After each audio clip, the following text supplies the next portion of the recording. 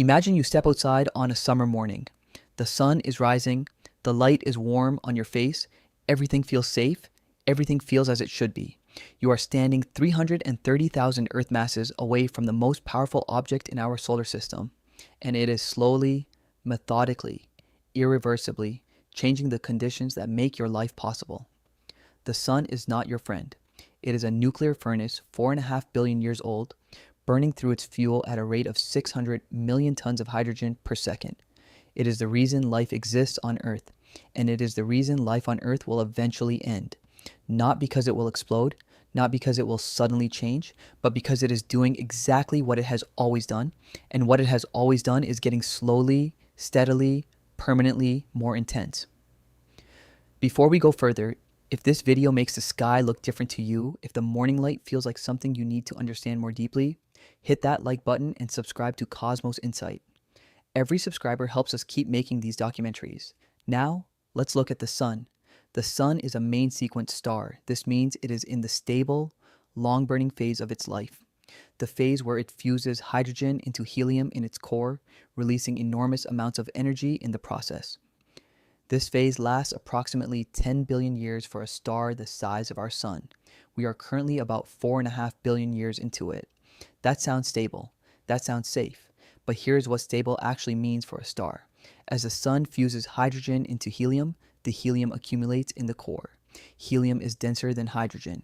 As the helium builds up, the core becomes more compact and hotter. A hotter core fuses hydrogen faster. Faster fusion means more energy output. More energy output means a brighter sun. The sun has been getting brighter for 4.5 billion years. It will continue getting brighter for the next 5 billion years. And the rate of brightening is not dramatic. It is slow, steady, and completely inexorable. Over the course of its main sequence life, the sun's luminosity increases by roughly 1% every 100 million years. 1% every 100 million years sounds trivial. It is not. Here is where everything changes. When life first appeared on Earth, approximately 4 billion years ago, the sun was approximately 30% dimmer than it is today. A 30% dimmer sun should have meant a frozen Earth. The mathematics of solar radiation at that distance predicts surface temperatures well below freezing for most of Earth's early history. And yet the early Earth had liquid water.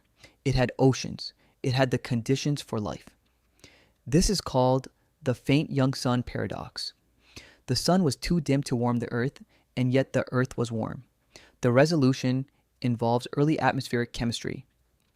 Much higher concentrations of greenhouse gases in the early atmosphere that compensated for the weaker sunlight.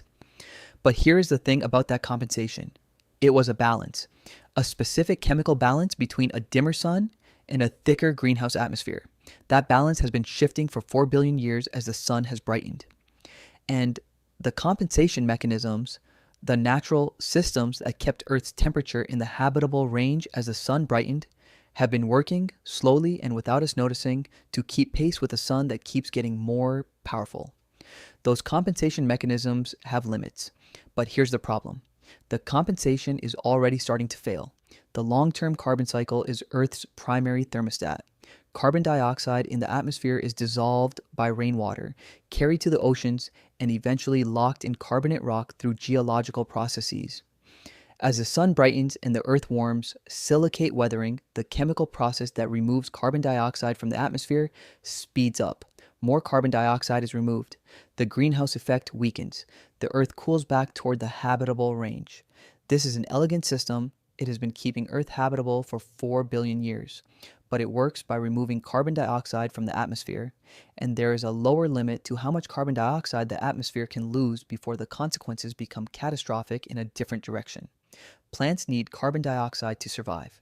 At sufficiently low carbon dioxide concentrations, photosynthesis fails. The plants die. The ecosystems that depend on them collapse. The food chains built on top of those ecosystems collapse. In approximately 600 million years, as the sun continues to brighten, the long-term carbon cycle will have removed enough carbon dioxide from the atmosphere that plants begin to fail. Not suddenly, gradually, over millions of years. C3 plants, which include most trees and food crops, will fail first. C4 plants, which include grasses and some food crops, are more efficient and will survive longer. But eventually, the carbon dioxide concentration will fall below the minimum required for all photosynthesis. And when photosynthesis fails, the oxygen producing process that keeps Earth's atmosphere breathable will stop.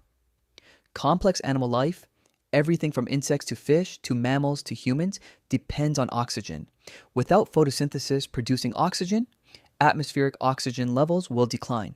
The complex life that evolved over hundreds of millions of years will not be able to survive. In approximately 800 million years, complex animal life on Earth is expected to be impossible. And here is where everything changes again. That is not the end of Earth's story. After the collapse of complex life, Earth's surface may still support simpler organisms. Heat-tolerant microbes, extremophiles, the kinds of organisms that existed before the Cambrian explosion, before multicellular life evolved its extraordinary diversity. Life is extraordinarily resilient, and the window for simple microbial life on Earth may extend significantly beyond the window for complex life. But the brightening sun does not stop. In approximately 1 billion years from now, not the distant future in geological terms, just 1 billion years, the sun will be approximately 10% brighter than it is today, 10% more solar energy reaching Earth's surface. The oceans will begin to warm beyond what the natural thermostat can compensate for. The hydrological cycle will accelerate. More water evaporates into the atmosphere. Water vapor is itself a greenhouse gas. The warming amplifies itself in a feedback loop. Warmer temperatures evaporate more water. More water vapor warms the planet further. Scientists call this a moist greenhouse effect. It is the beginning of a process that, once started, becomes self-sustaining. The water that evaporates into the upper atmosphere is broken apart by ultraviolet radiation from the sun, hydrogen escaping into space, oxygen remaining behind. Over millions of years, the oceans lose water, not all at once, slowly, over geological time. But the direction is irreversible. In approximately 1.5 billion years, Earth's oceans may be gone. But that's still not the worst part. In approximately 5 billion years, the sun will have exhausted most of the hydrogen in its core. The core will contract. The outer layers will expand. The sun will become a red giant. During the red giant phase, the sun's radius will expand to somewhere between 100 and 200 times its current size. Mercury will be engulfed. Venus will be engulfed. Whether Earth is engulfed depends on the precise dynamics of the expansion and the loss of the sun's mass during the process. Models are uncertain, but even if Earth is not physically swallowed, it will be scorched beyond any possibility of life. The surface temperature will exceed thousands of degrees. The rock itself will melt. Whatever remains of the atmosphere will be blasted away. Whatever remains of the oceans, if any liquid water survived the moist greenhouse billions of years earlier, will be gone. Earth will become something like Mercury looks today, or worse. There is something about all of this that is almost impossible to process. The sun that is killing Earth is the same sun that created the conditions for life on Earth in the first place. Without the sun's energy, no photosynthesis. No photosynthesis, no oxygen. No oxygen, no complex life. No complex life, no us.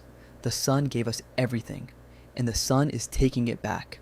Not out of malice, not even out of change. The sun is doing exactly what it has always done. Burning, brightening, being a star. The killing is not an event, it is a process. The same process that warmed the early oceans. The same process that drives every weather system on Earth. The same process that every plant on Earth is converting to sugar right now. The thing that makes life possible on Earth is the thing that will end it. This is not unique to Earth. This is the story of every planet in a habitable zone around every star in every galaxy. The star that makes the zone habitable is also, slowly and inevitably, the star that unmakes the habitability it created. Every inhabited world, if the universe contains any, lives under a clock set by the brightening of its star. The habitable zone is not a permanent address, it is a temporary condition, a window that opens and closes as the star evolves. Our window has been open for 4 billion years.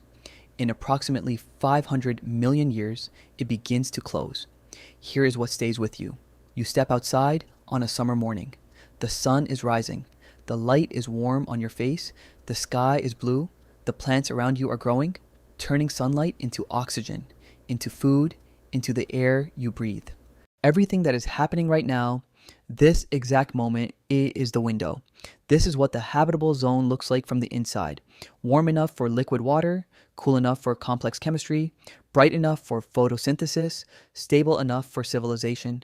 This window has existed for 4 billion years. It will exist for approximately 500 million more.